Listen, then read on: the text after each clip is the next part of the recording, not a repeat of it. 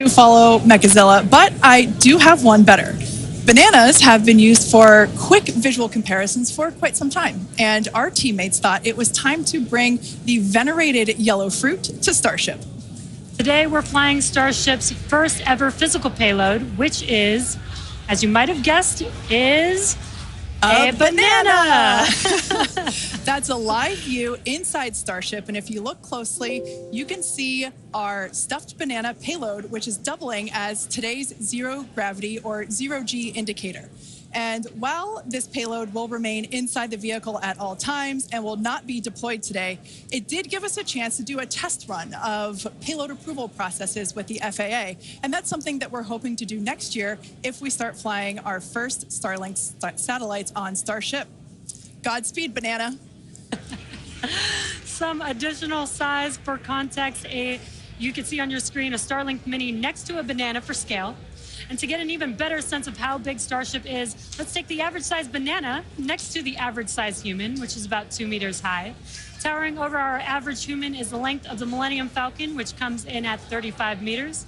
Our Falcon 9 rocket with the payload fairing attached is double the size of the Millennium Falcon at 70 meters, and nearly twice the size of that is the fully integrated Starship at 121 meters tall. The ship is about 50 meters, and the Super Heavy booster alone stands 71 meters tall. And we do have plans to make the ship and booster even taller in the future. And yeah, it might be hard to imagine that because it's pretty big already. Now, Starship's first stage has a diameter roughly 2.5 times that of Falcon 9. And as you can see on your screen, with 33 much larger Raptor engines. I love this view. This is looking up at the aft end of Starship there at the engine bay.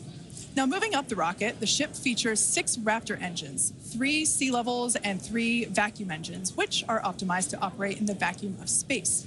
The ship is designed for vertical takeoff and landing on any hard surface, like the surface of the moon, for example. This ship is also outfitted with 4 flaps to help aerodynamically control the vehicle's attitude during atmospheric flight and enable a precision landing.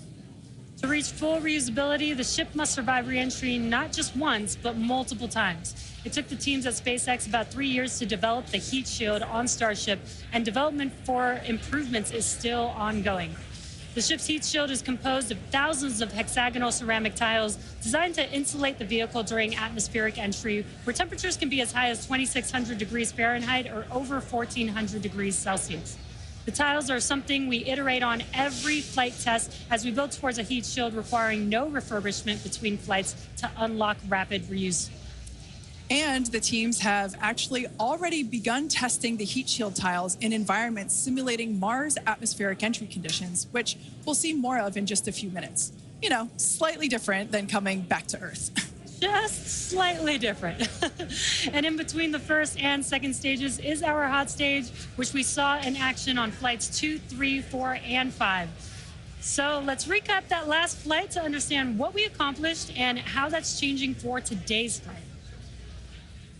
On October 13th, Starship successfully lifted off at 7:25 a.m. Central Time from Starbase, Texas.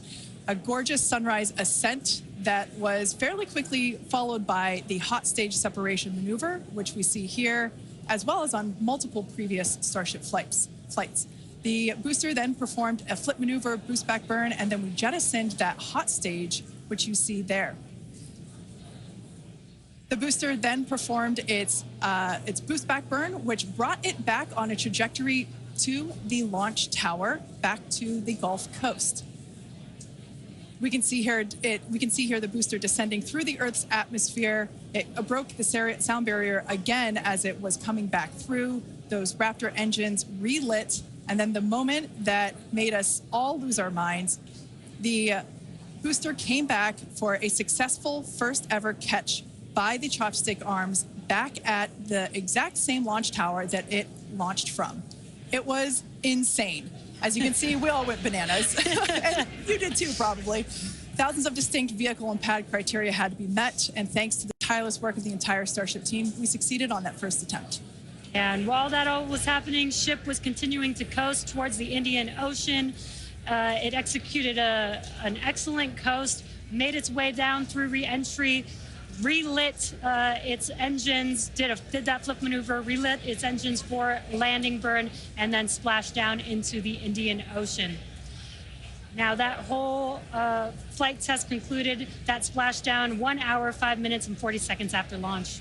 Starship's 5th flight test was one of our most ambitious yet, and as we work to demonstrate techniques fundamental to Starship and Super Heavy's fully and rapidly reusable design.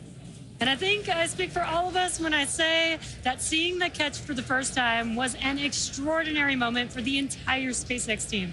We've seen a lot of wild firsts here, but that was truly an epic moment in time. Yeah, we're not forgetting that anytime soon. Certainly one in the history books.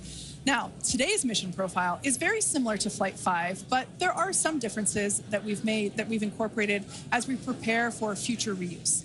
About 20 minutes from now, Super Heavy will ignite its 33 Raptor engines and lift off from Starbase. About 2.5 minutes into flight, the booster will separate from the ship in a hot stage separation, and we've seen that occur on multiple flights, including Flight 2, 3, 4, and 5. About 2 seconds after that burns, we'll jettison that hot stage. The booster will perform its flip and boost back maneuver.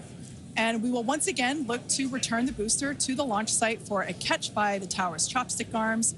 And once again, we will only attempt that if both the booster and tower are healthy after launch. We were successful last time, but we should emphasize that this process is still very new. And this is still just a test, so success is very far from guaranteed today. It's always a possibility that we'll lose the vehicle. It's a contingency that we always plan for.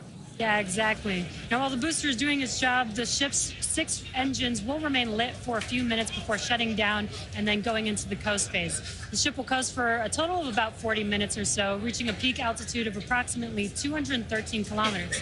Now, one additional objective for this flight during coast is an in-space burn using one of ship's Raptor engines.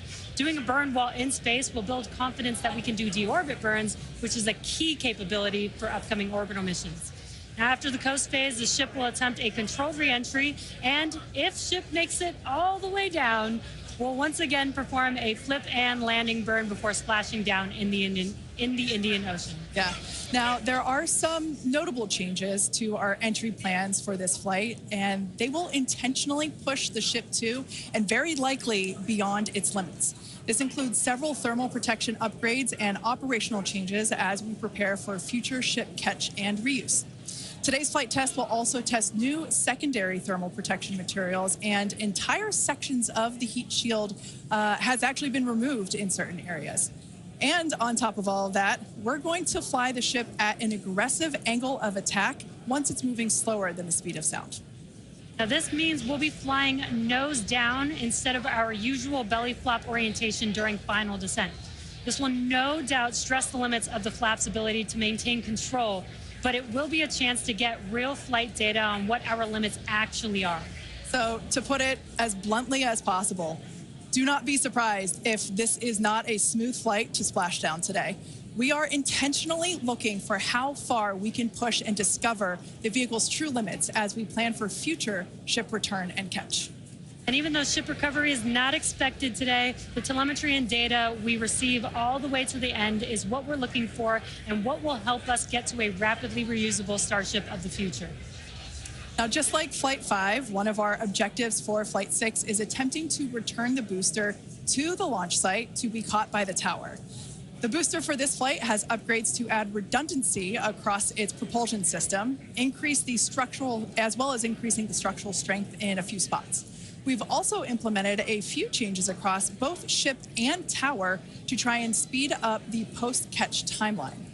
Returning vehicles to the launch site leverages the same hardware that we use for stacking ahead of flight, making our infrastructure multi-purpose. And in order for us to achieve that rapid reusability that we keep talking about, we need a quick turnaround. And you can't get much faster than returning the launch vehicle right back there to where it needs to launch from again. Exactly. In this video, you can see our original render of booster catch alongside the actual footage of catch from Flight 5. This video is just mind-blowing to see the predicted versus reality. And just like the last flight for today's booster catch, there are thousands of criteria that need to be met in order to proceed with catch. Automated checks have to indicate we have a healthy booster and a healthy tower, and the flight director must issue a manual command, which is informed by manual checks from the flight control team.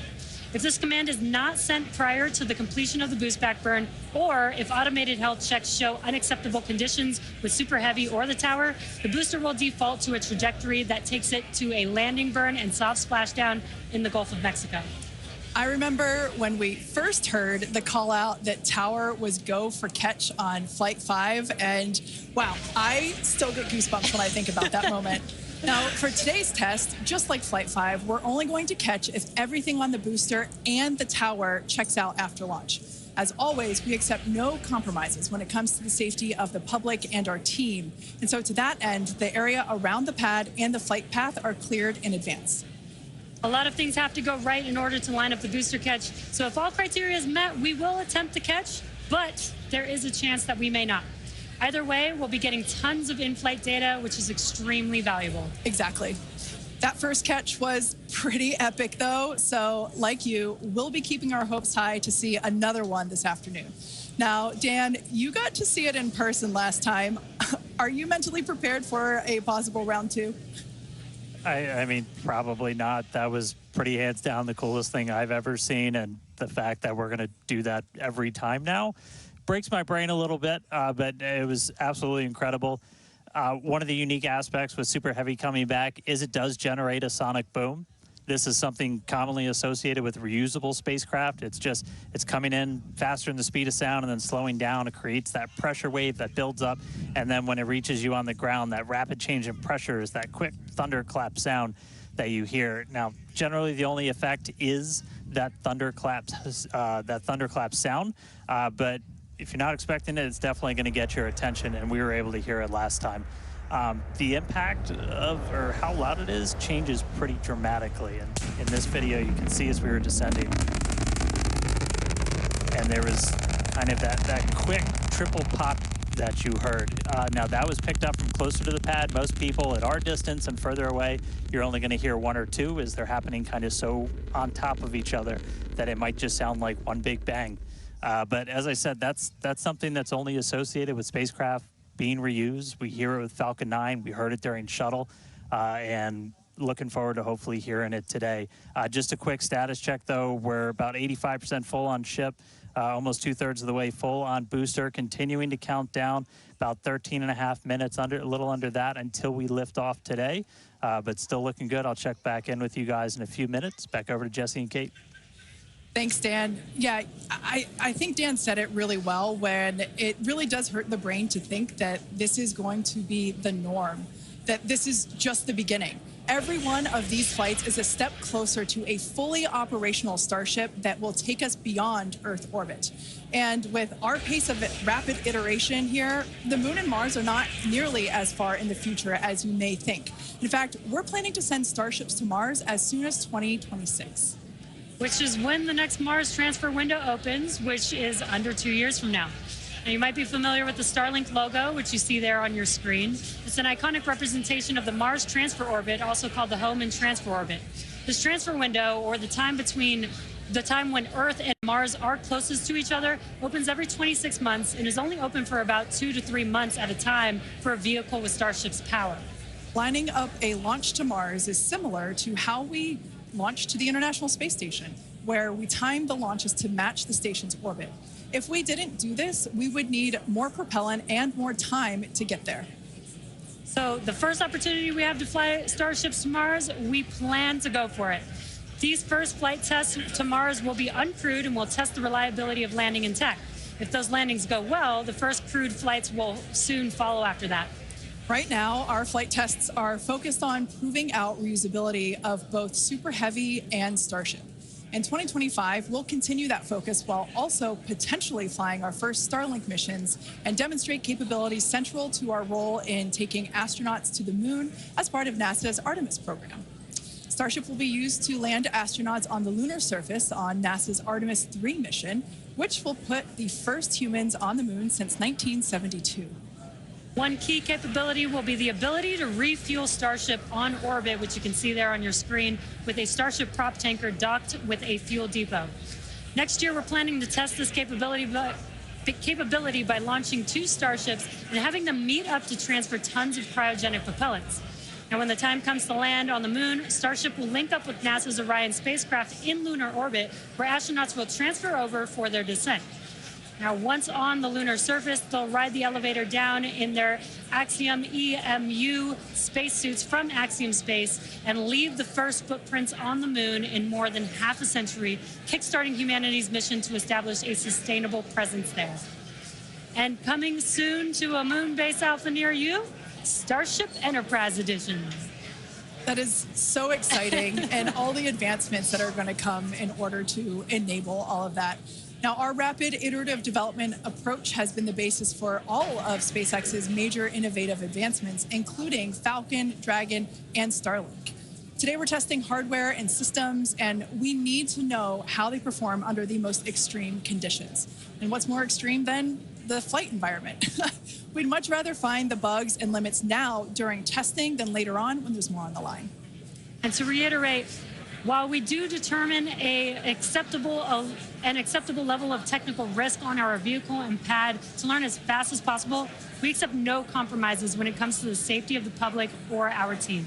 So all of that to say, this is only the 6th of many future flight tests of Starship before it becomes fully operational. And we tend to do our testing out in the open, just like today. And that means people sometimes see when our hardware doesn't perform as we planned during that testing. And that's okay, because this is exactly what we are testing for, to physically see if hardware performance matches what we expect it to do or not. Even more with today's test flight, where we're purposefully pushing the ship beyond its limits. Starship development is also being aided by Starlink space-based connectivity. You might remember the Starlink panels that are incorporated into Starship, and you can see them there on your screen, those rectangular panels on Starship's nose cone. Starlink brings us the epic views in space and on re-entry, and also helps deliver us critical flight data engineers need to continue development. Yeah, Starlink continues to help us push the limits in space in the short term by providing great views and real-time data on our next few flights, particularly through re-entry, which spaceflight veterans know that is historically a period of blackout for all communications within spaceflight. Outside of Starship, Starlink has helped people across the globe, particularly in rural and remote areas that have been underserved by traditional broadband internet. Yeah, and soon, Starship will deploy our next generation Starlink satellites, which will continue to increase our capability to connect even more people with high-speed internet all around the world and beyond. Now, as we continue to prepare for our next several flight tests, we recently performed a cryo-proof test of the Starship for Flight 7, our first operation with the vehicle debuting a number of major milestones. The ship has been stretched to make room for larger propellant tanks, increasing the propellant capacity from 1,200 tons to 1,500 tons. The forward flaps also got a redesign. They have shrunk in size and they also shifted in location, and both of these things will help better protect them during entry heating while still providing control. There's also a wide range of upgrades that will make the vehicle more reliable, adding redundancy to and the ability to operate for longer durations in space. One unique aspect of a trip to Mars are the different conditions ship will see when entering the Martian atmosphere. Now, it's difficult to simulate Mars's atmosphere when re-entering on Earth, so we've been testing a variety of heat shield materials inside a specialized plasma jet chamber at the University of Illinois Urbana-Champaign, where we're able to more closely simulate Mars's 95% carbon dioxide atmosphere. Aside from looking awesome, this is important testing. The intense heat of entry will cause the CO2 to break down into its base elements, exposing Starship to atomic oxygen, which increases surface heating and can cause materials to oxidize or start to break down. Spacecraft entering over Mars encountered more than twice the amount of atomic oxygen at their peak when compared to Earth, and that is certainly a unique challenge. As we continue to test, we'll learn more about what makes a great heat shield for Mars. All right, now that we're heading into the final minutes of the countdown, let's go back to Dan for the latest on the ground there at Starbase. Hey, Kate, afraid I have nothing but good news for you. We have a go from our range safety team. We are a little over 90% full on ship, almost 85% full on booster. and not tracking any holds to an on-time liftoff. So we've got about 3 more minutes of prop load. As long as the range stays clear, we don't trip any other holds, we might blow right past that T-minus 40-second mark and lift off right at the top of our window at 4 p.m. Central. So toss it back to you guys one more time, but fun part about to start, we are, what, a little under 6 minutes away from launch. All right, so we are continuing to progress now at 5 minutes and 43 seconds until liftoff. Now, once we pass the T-minus 40-second mark, a number of events are going to occur in rapid succession. The ground spin and ignition systems will come up to flight pressure, and the ship will go on to internal power. And then after that, the quick disconnect, or what we call the QD arm lockout, is removed in preparation for retraction shortly after T0. And once we pass the T-minus 40-second mark, we still have the ability to recycle the count under certain conditions back to T-minus 40 seconds and then hold there to assess what happened and if we can proceed again to T0. Exactly. However, once the water for the deflector system begins flowing at T-minus 10 seconds, any issue after that would be an automatic scrub for the day, as the teams would need to refill the deflector's water tanks as well as the propellant storage tanks over at the tank farm before we're able to make another attempt. Now, it is just so unbelievable that it's just been only a little over a month, and we are just a few minutes away from Flight 6. The crowd here is building up. We've got a much larger crowd here than when we were launching at 4 or 5 in the morning. Yep.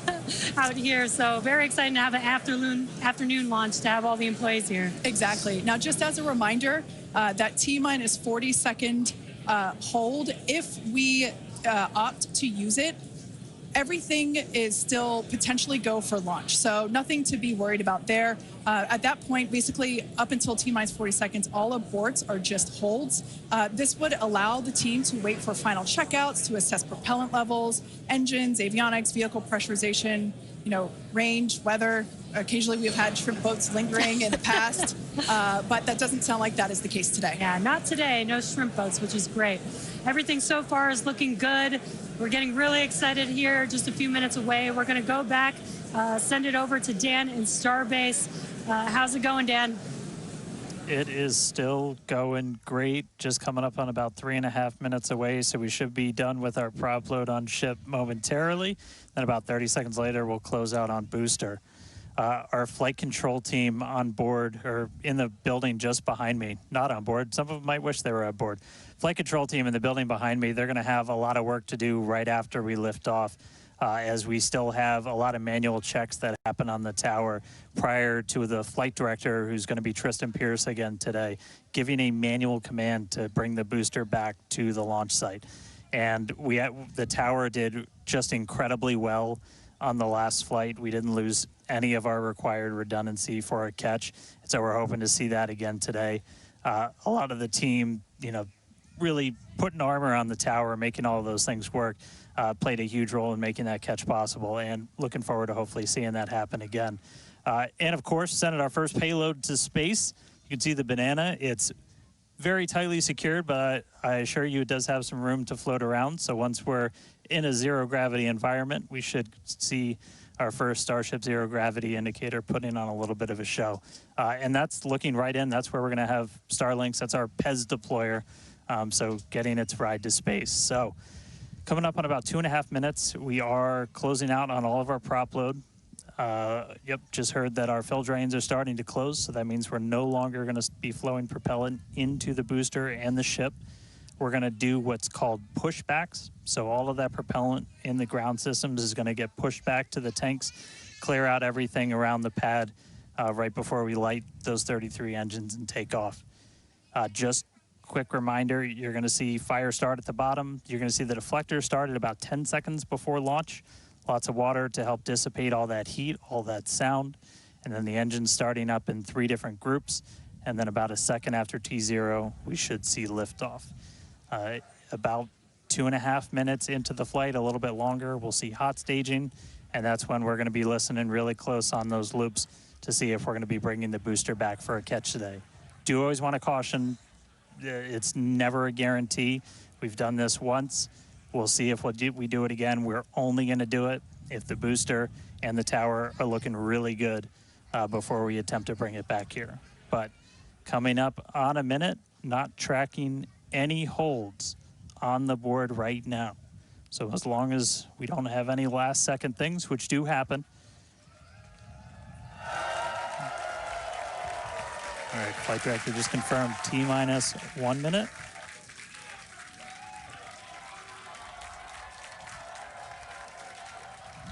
Key moment to look at in 10 seconds, that T-minus 40.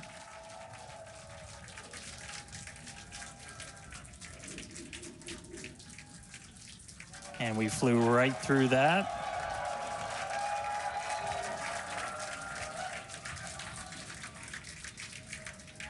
Flight directors go for launch. All right, we're now T-minus 20 seconds until liftoff of Starship Flight 6.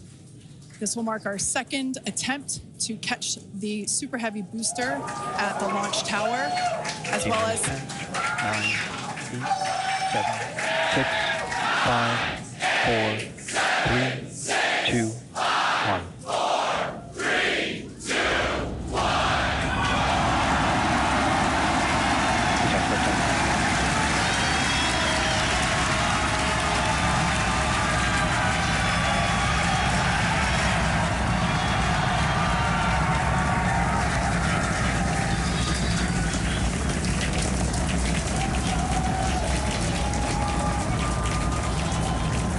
Vehicle is pitching downrange. Booster Raptor, chamber pressure nominal.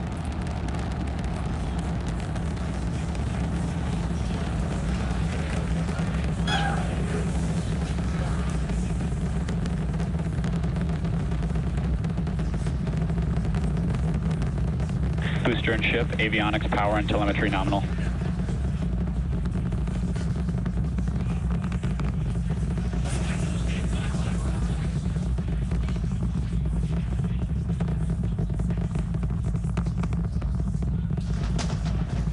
All right, we're just a little over a minute maximum into flight. dynamic pressure. We're about 6 miles away, so all the sound's still hitting us here. Hearing good call-outs that power telemetry nominal, that's flying straight and true. We do see all 33 Raptor engines lit up on telemetry screens.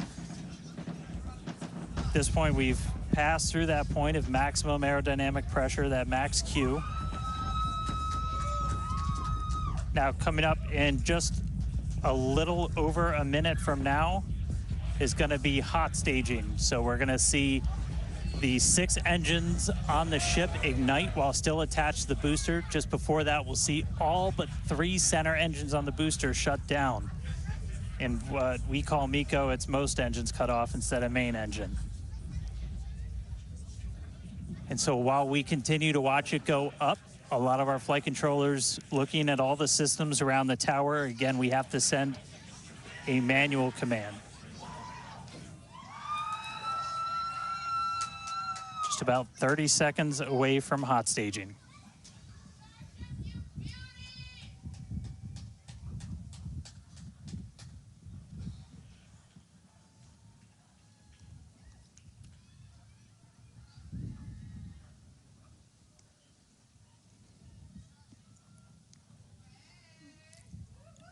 And we heard the tower is go for catch. Booster engine cut off.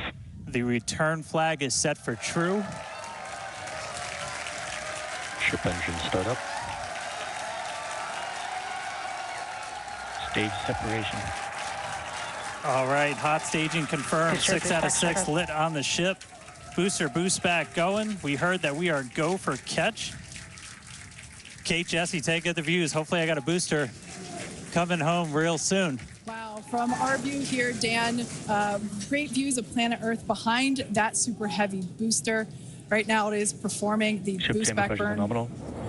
Good news there, telling us that the pressures inside the ship are good. That is the second stage, or the upper portion of the vehicle. Follow along with the telemetry on the bottom of your screen. Yeah, booster is currently, Super Heavy is currently in its boost back burn. This boost back burn, Avionics, power, and telemetry nominal. this boost back burn lasts just a little bit over a minute. So we've got a little, approximately 30 seconds left. We've had shutdown of that boost back burn. Up next will be hot stage jettison. the view from the camera on the left, or from the booster on the left-hand side of your screen, and then tracking cam there on the right-hand side of your screen. We'll see those grid fins. Booster offshore divert. And we can also see that the hot stage has been jettisoned. Yes, visual confirmation of that there on your screen, which is great. Now the next... Starship is following a nominal trajectory. The next step for booster is going into that landing burn. Again, it'll light up 13 of those engines and then pare down to 3 engines right before booster catch. All right, now just real quick, we did hear the call out, booster offshore divert. Unfortunately, that means that we are no-go for the catch. As we said before, both the tower and the vehicle, as well as the operators on console, have been actively evaluating the commit criteria for that return to the launch tower. And unfortunately, we did not have a pass on those commit criteria. So we are no-go for tower catch. And we did mention that we're constantly evaluating the criteria for catch. There's a lot of things that need to go well in order to line that up. Unfortunately, today we will forego booster catch today. But what you're seeing on your screen is ship currently making its way towards the Indian Ocean, still looking good so far. Exactly. So views there of the booster on the left-hand side of your screen, views of the ship on the right-hand side of your screen.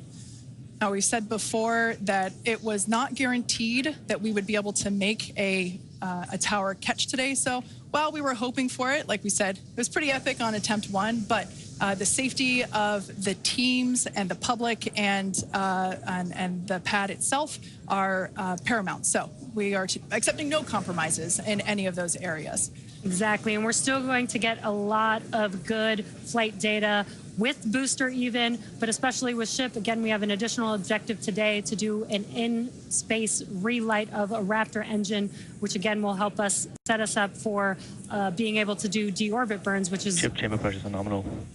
Which is important for orbital flights. And what you're seeing on your screen is a view from Super Heavy as it's making its way back down to Earth. Yeah, once again, we are attempting an offshore landing of the Super Heavy booster. So we have seen this before, and it is still very fun to watch, watching it come down for a soft splashdown off the Gulf Coast of Texas. We can see it there re-entering. We saw earlier those grid fins. There are 4 hypersonic grid fins. Or we can see that the landing burn has begun on the Super Heavy booster. And same pattern, 13 engines will light, gone down to 3 just as we expected.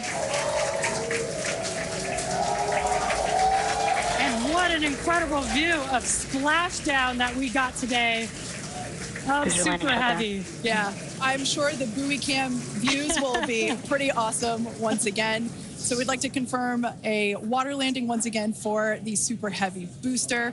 Congrats to the SpaceX team for making that milestone as well. Now, ship continues to look good. We can see that it is, while all of that was happening, the crowd here in Hawthorne continuing to react to all these amazing views that we're getting. The next milestone is... Starship is in terminal guidance. Great news there. Starship terminal guidance, referring to what we see here on our screen, the upper stage, at about 8 minutes, 35 seconds or so, we have ship engine cutoff, which will be the cutoff of the Raptor engines.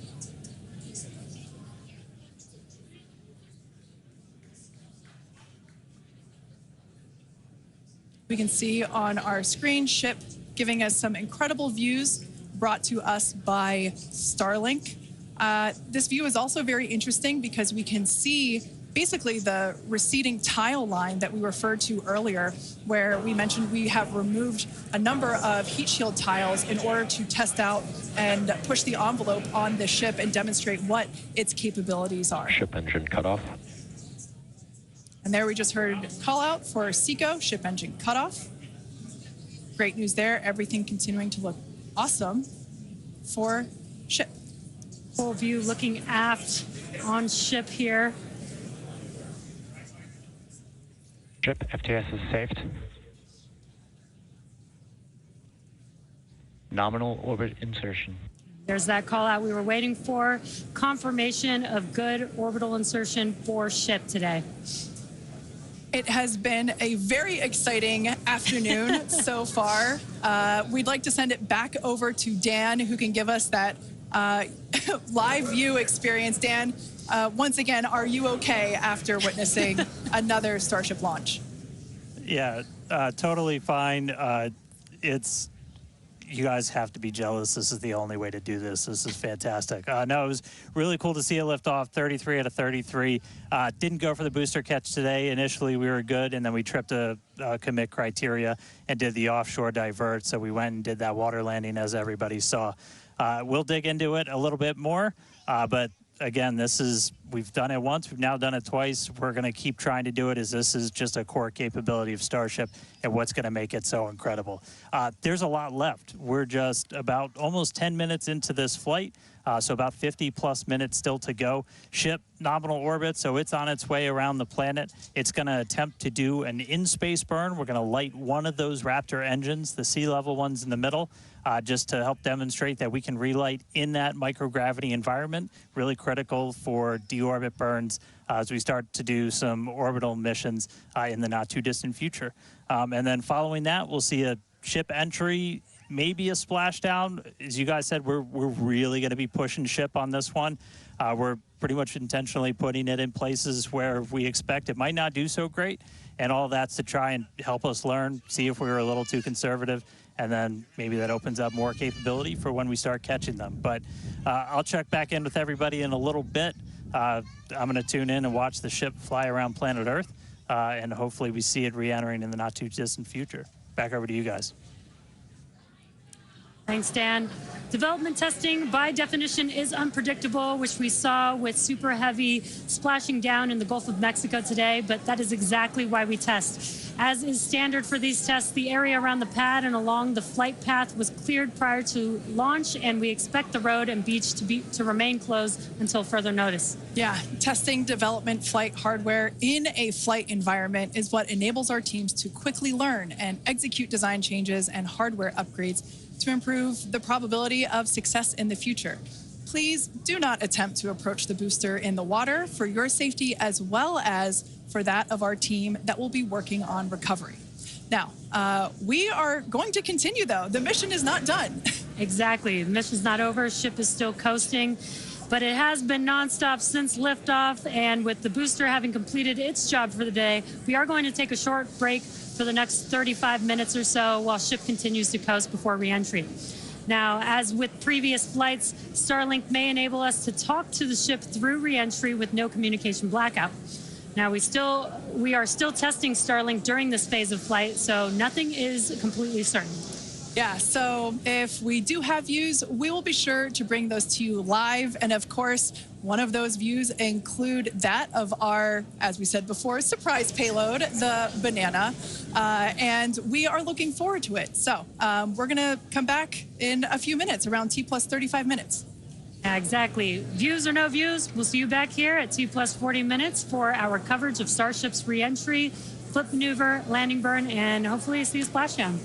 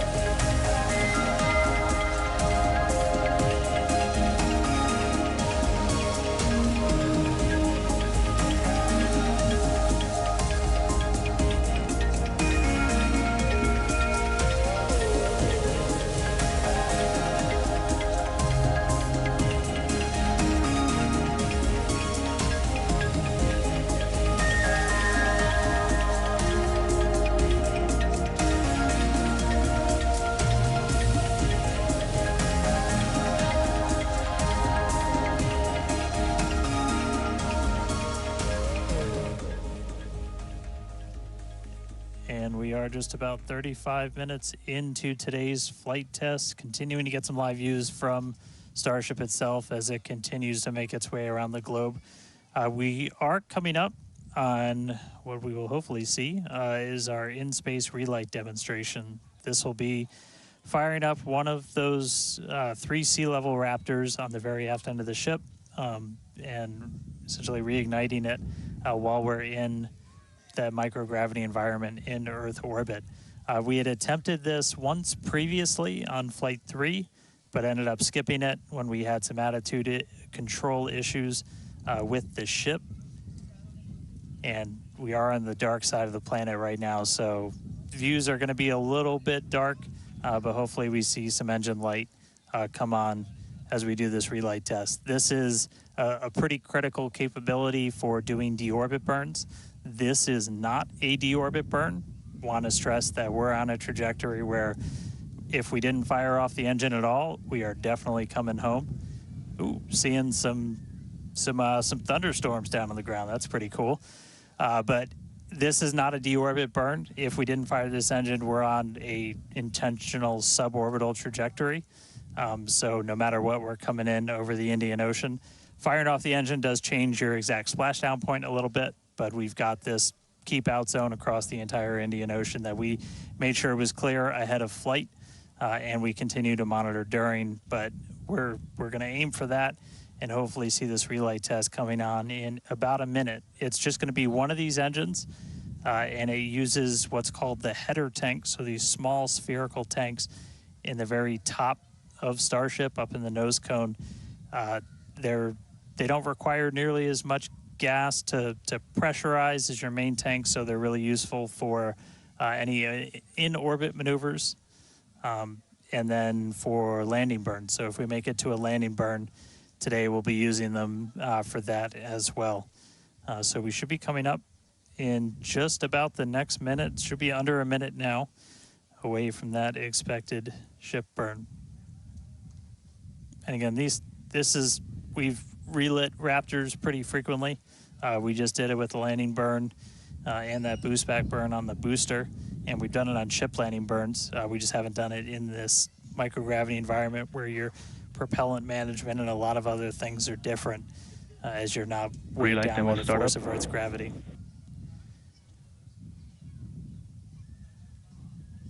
And just heard the call out for startup. There's some light. There's that Raptor relit. And shut down.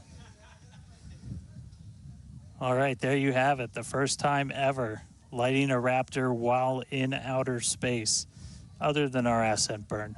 So really cool to see that relit. That's a pretty critical capability that we're going to need when we're doing orbital missions in the not too distant future. So check another one off. That was a really cool. That was an objective we really wanted to hit on this one, and so good to see ship knock that one out in orbit. But for now, we're going to coast for just a little bit longer, and then it'll be time for ship entry. So we'll get the usual light show as we return from hypersonic velocities. We're just starting to do the entry prep for that, so we're going to get the flaps positioned, and then it's going to start taking the brunt of all of that heat as you're coming in from well in excess of 10,000 miles an hour. That's all going to build up a lot of heat as you're encountering an increasing atmosphere, building up that friction. And we're going to see how the tiles fare. We've also got some pretty cool tile experiments that we'll talk about in a little bit. But coming up real soon, ship re-entry, successful relight, and we'll start this entry part soon.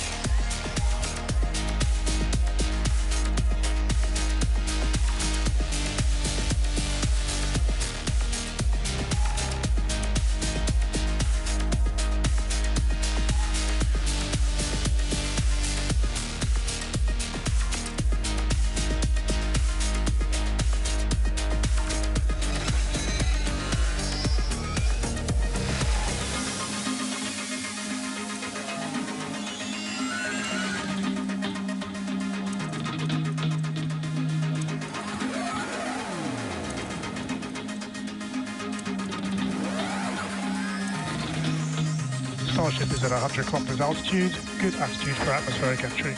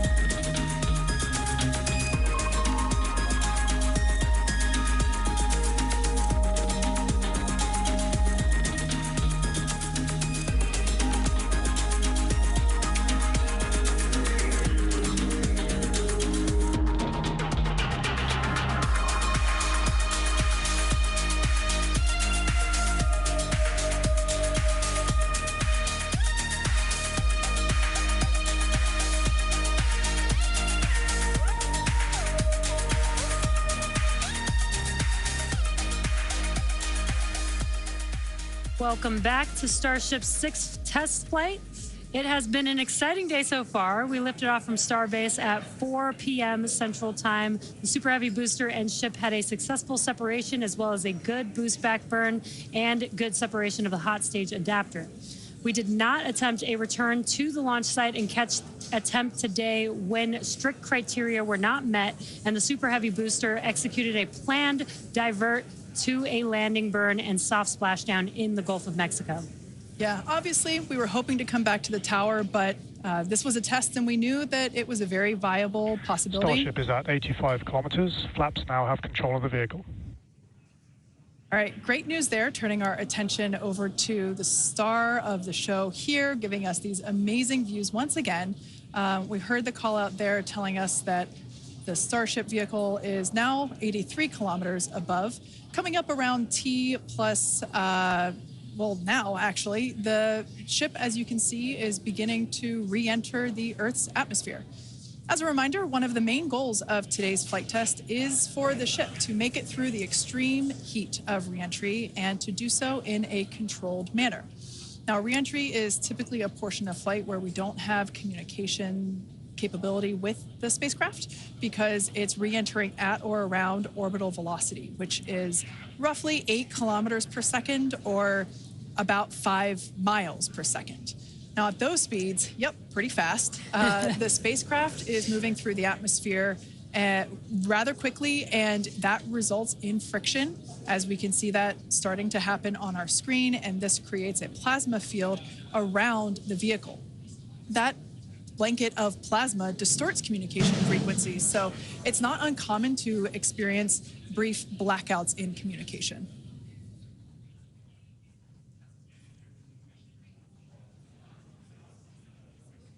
Starship is approaching the peak heating phase of entry.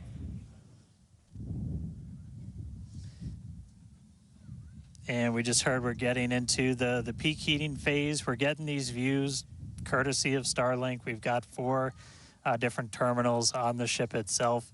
It's what's really allowed us to get real-time data during what's otherwise been just a a mystery box essentially for spacecraft design, where when you're re-entering through the atmosphere, at least getting anything in real time hasn't ever been possible before. But we're able to not just get these views, but real-time telemetry from the ship as it's coming through. Do really want to stress that we are really pushing the ship today.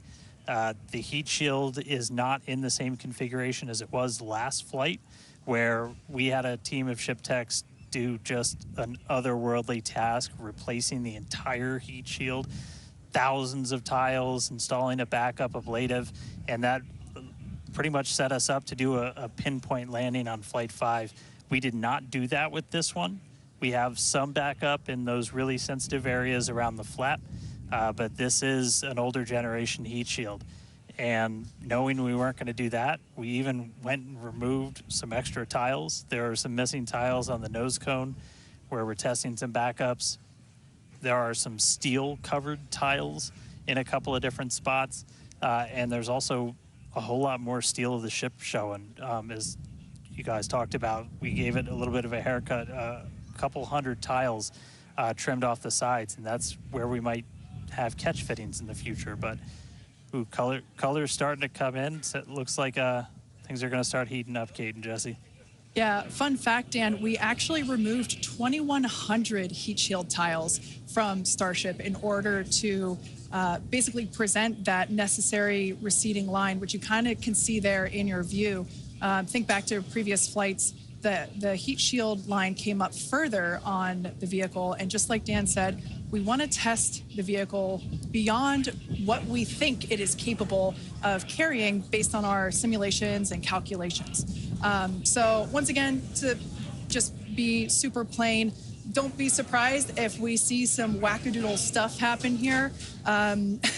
We won't be. There are a number of things that we are testing out intentionally to see what the ship can take. Yeah, exactly. And knowing what those limits are will really help us design the vehicle of the future. Essentially, removing those tiles helps us remove a lot of weight from the vehicle, a lot of things that might potentially need refurbishment in the future. And the goal is to come up with a heat shield pattern or design that we don't have to refurbish. We can just continue to use it over and over again. And that's why we're changing some of those tiles and moving stuff around, removing a lot of those tiles, as Kate has been mentioning. Exactly. And, you know, looking forward to the Starship capability of the future, we want to be able to catch Starship like we do with boosters. And so the next flight, we want to better understand where we can install catch hardware, not necessarily to actually do the catch, but to see how that hardware holds up in those spots. And today's flight will help inform, you know, does the stainless steel hold up like we think it may based on experiments that we conducted on Flight 5? Now, continuing to look, amazing views. Yeah, Dan, go ahead. Oh, I was just going to say, like, there's so much on this flight that we're doing to try and, you know, make all the ships that we're about to start flying even better, just really understand what their capabilities are going to be. We've got kind of the next-gen ship lined up for Flight 7. It's got all of those heat shield upgrades and everything.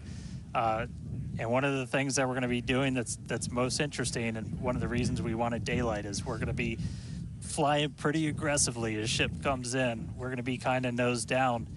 And we've done it in wind tunnels. We've done it in simulations. You might see the flaps really flapping around trying to control the vehicle. We're betting we might have a little bit more capability than we think in just the analysis, but always a chance that bet doesn't pay off. But that just helps us know, like, what are our Starship limits. is now halfway through the peak heating phase of entry. Sweet. Halfway there. Halfway home, guys. Yeah, and if you guys, again, can follow along with the altitude and the speed of ship as it's making its way back down to Earth, bottom right-hand corner of your screen. Speed is still going really, really fast. Again, as it gets closer to Earth, we'll see that altitude drop a little bit faster. It's kind of dropping pretty slow right now. And again, as we get closer and closer to literally the surface of the water, then we'll start to see that speed pick up. And if we can make it through this re-entry, we will attempt to do that flip maneuver once again and splash down in the ocean. Exactly. Like we've been saying, we are testing beyond the perceived limits of the vehicle. We want to go learn more about the ship, and this is a great opportunity to do that. So really pushing the flight hardware in a flight environment to help inform these future designs. As we've mentioned, it has a different heat shield. This heat shield is not the same generation as what we flew last time. This one is one generation older. So we are also testing out new secondary thermal protection materials. So basically, like if the heat shield isn't in this one spot, can this other material protect the metal is the thinking there. Also checking of the ship's structural strength in those areas where we're looking to add that ship catch hardware just to see if it survives entry. So yeah, as we've been saying, we've done a lot of calculations and simulations. This view right here is super cool. This is looking out from the aft engine bay, basically at the bottom of Starship.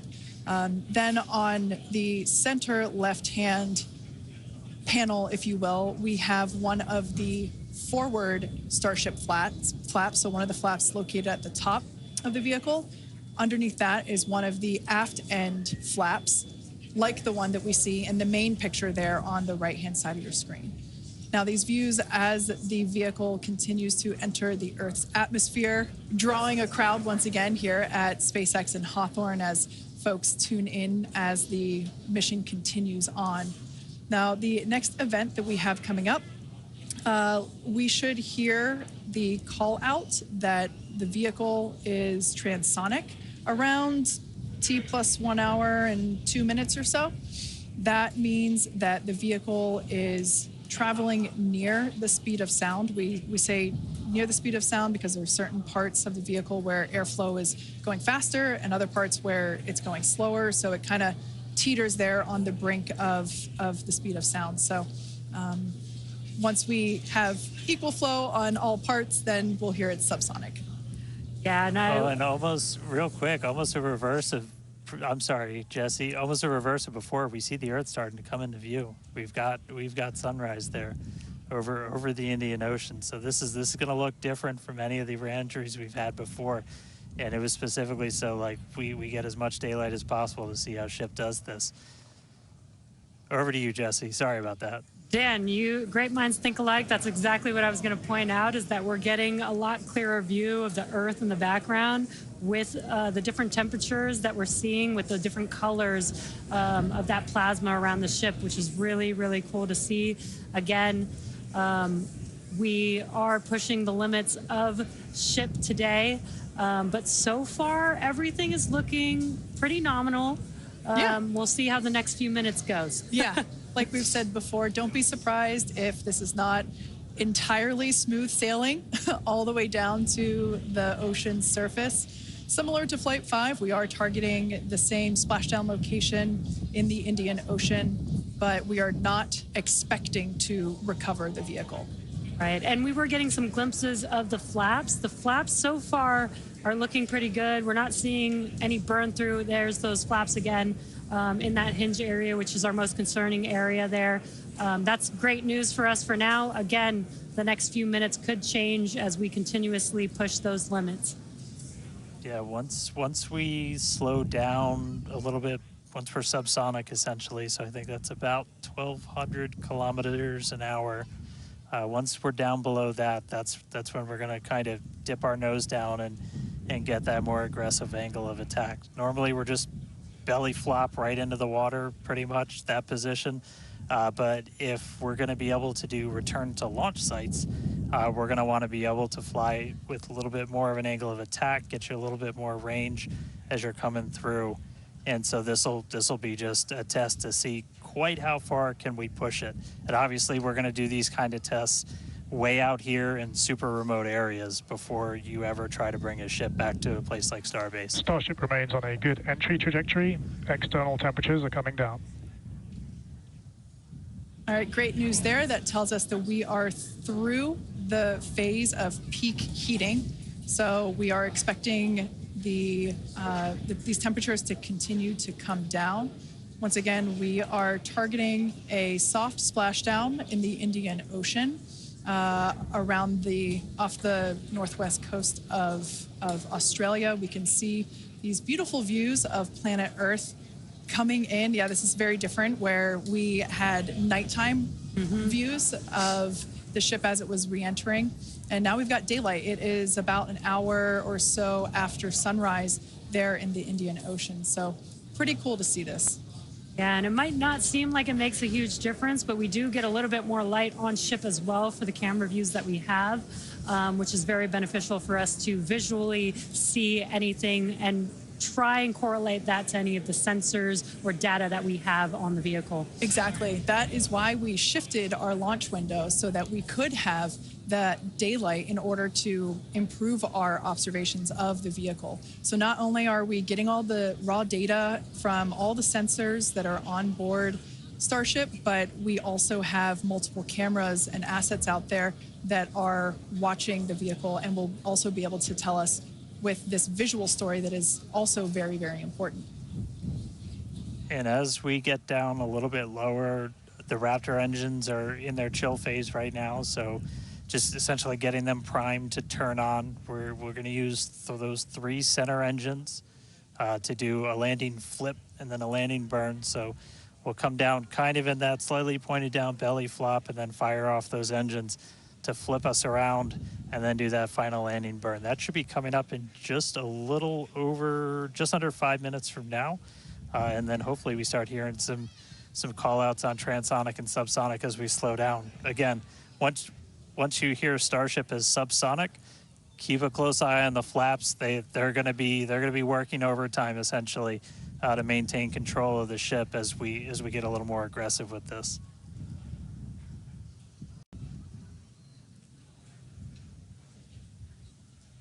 We can see that we are beginning... Starship has passed maximum entry dynamic pressure. All right, great call out there. But we can see on this view here that we do have some heating there on that looks like one of the forward flaps on Starship. This is to be expected. We knew that the vehicle would perform differently than what we had seen on Flight 5. This is actually really good data because it tells us what parts of the vehicle at this, what will soon be a higher angle of attack once we drop down below the speed of sound. We'll have a higher angle of attack, meaning we're going to be flying nose down, basically. So yeah, this is good news, but we can actually, looks like that heating is starting to cool off there. Yeah, it's a little burn through. Again, it is important to note when we start seeing that through the ship's descent as well. So like Kate was saying, we're getting some really good data here. It looks like the other flaps are doing a little better than the one that has a little burn through, which is some good news. Again, constantly watching. We've got a couple minutes until we're expecting to make it all the way back down to Earth. Exactly. And like we said before, we are not expecting to recover the ship, although that would be great. It'd be a nice bonus if it happened, but it's not really in our expectations today. We really want to push the hardware, as we've been saying, but really the telemetry and the data and the video that we receive all the way to the end is truly what we're looking for and will help inform the future designs of this vehicle. We can see some flap movement as the camera is moving around. That's what you're seeing there is the flaps adjusting. And we have a camera on one of the flaps there this is the view that you're seeing there. And you can also see the graphic in the bottom. Starship is slowing down past Mach 1. And call outs aligning with this. You can see the orientation of the vehicle starting to change. You can follow that graphic at the bottom of your screen. Again, that is why those flaps are changing. They control the orientation of the vehicle. Yeah, there are 4. Go ahead, Starship has started the subsonic belly flop, remains on a good trajectory. I was going to say this is when things will start to get a little interesting. So this is when we're moving slower than the speed of sound. You can see that nose slowly start to tip down, and we're going to try and maintain flap control the whole way. But we are just a couple minutes away from hopefully doing a landing flip landing flip and landing burn if the flaps can hold together. Yeah, this is such a cool view. This reminds me of when we first performed the belly flop maneuver on the high altitude test with serial number 8. We saw the ship come back through, and I always wondered what it looked like from the ship's perspective, and this perspective, I think, helps inform that. We will be, as Dan said, we will be dipping down a little further and really be flying nose first.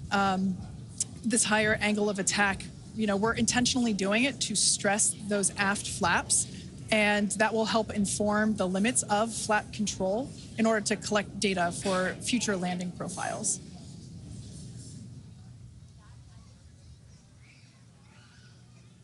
I mean, we're looking good so far. We've just got about 5 kilometers in altitude to go. We'll ignite the engines when we're still just a couple hundred meters over the ground, do that flip. Starship is passing through 5 kilometers altitude, remains on a good trajectory. I have a feeling this is going to look so cool as it passes through the clouds. Obligatory shout out to the entire avionics team on Starship.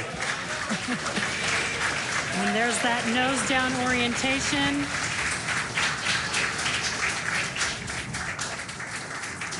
Now the Raptor engines will relight and help flip the booster back up. This is a more severe flip given the orientation. The engines will shut down prior to the water making impact, prior to the vehicle making impact with the water. Our ship is doing great so far. There's those engines relighting. What a great reorientation by Starship. Wow. All 3 down to 2 into the water. Starship is landed. Wow. And we have ship splashed down in the Indian Ocean. Some awesome buoy cam action here. Daylight views. Incredible. We really pushed the limits on shipping and made it all the way back down to Earth. I am shocked, to be honest. I think many folks are. The fact that it survived all the way through while flying a lesser gen heat shield is just absolutely incredible. And turns out the vehicle had more capability than our calculations predicted. And that is why we test like we fly. Exactly why we do that. And those views were absolutely incredible to watch. Because of Starlink, we were able to get the views all the way down, as well as the buoys, seeing ship touchdown in daylight. So cool, so cool. Now, we want to, unfortunately, wrap up the show. Yeah, exactly. We'll say congratulations to our teammates at SpaceX and to everyone who supported the Starship program. And thank you to all of our future customers for your support. We'd also like to thank the people of Cameron County, Texas, as well as the Coast Guard, the Federal Aviation Administration, the Government of Mexico, and the Australian Space Agency. Now, be sure to...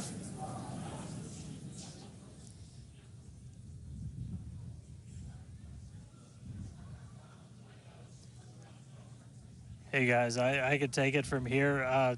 That was just incredible to see that splashdown. As you said, thanks to everybody that took such a huge part in this. Everybody here at Starbase that's worked on this program, just really pouring your lives into it. Great to see another booster lift off. We'll catch it the next time. Great to see ship in the water. New version of ship coming soon, so a lot more exciting launches coming up real soon here from Starbase.